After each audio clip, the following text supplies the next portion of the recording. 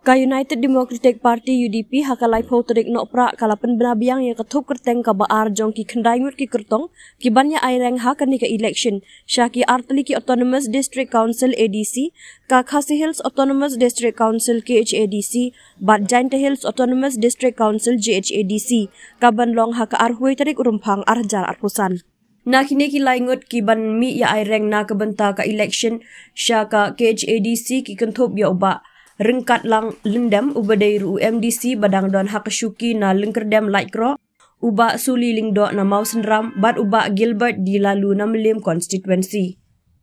Kat ban ringut pat ki ban ya aireng syaka election syaka JHADC ki kentob ya umedling swear na war east uba kat kasar na war central uba shlur lamin na war west urimi langki sena na nartiang wa yajer uba wailat siang syai na musiang rengan bat uba Damian S war na mensengat kanduli. Hak ni kejingelang perbena kertong layadon lang kinoyelam bahak mat ke parti ki bakentob ya uba met ba lingdo president u Dr. Jemino Mautho Secretary kong priti pengro Presiden UDP Women's Wing kentob ru ya ki MLA ke parti ki bakentob ya uba polingdo uba dairu menteri sarkar uba Beyond Star Matthew Kurba uba Lakmen Rumbuy uba Olan Sing Sun bat kiwei. Ka UDP kala depan benaya ketup kerteng ke bandingkong jong ki arpun ringut ki kertong syaka KHADC bat JHADC haka khatlai terik no pra. Tikum ka parti nak kalian jungi ngi nang don sakat ko nanti ki konsulsi ki bangun patla ya kawan penna ki bangun ni dah up ya ka jing munjur bat ka jing ai ya ka recommendation nak kalian jong ka circle nak kalian jong district level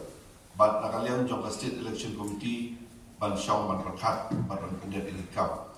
ingin skam ba list ka ba kado ingin sayo ia kawan penmena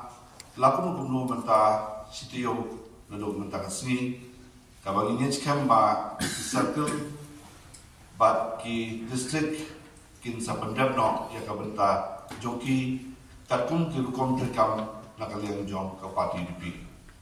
Second list jongki candidate ki banya khun ya kadika election chakai artli ni district council ka Khasi Hills Autonomous District Council but ka Jainta Hills Autonomous District Council kumban chupen tip ya pi ki nongkershan ki pelayawan lang ban senran ni ki candidate kadika sngi nakaliam jongi kum ka party na du mechip snyam how benai September the state election committee makala shong but again makala shong nakalian juga state election committee nakalian jongi ke party ilapatha lucha baro ki district jong ke party ke jongi bakin identify banjir kita ki candidate naki constituency loper but kumba piatif hi nakalian jongi ke party ngidon ke proses ngidon ke procedure but undai bagi jid nakaliang jong ka state level dihenre kede nak constituency level naki circle level naki district level but hadir pada ka position state election committee di ka list ka baningkong ilayo ban penmi haka khatlai tarik benai Disember ar saw but mentak pada hatu kesni ilayo ban sei kumba ar pundriumut ki candidates ki banya pun naki constituency wapir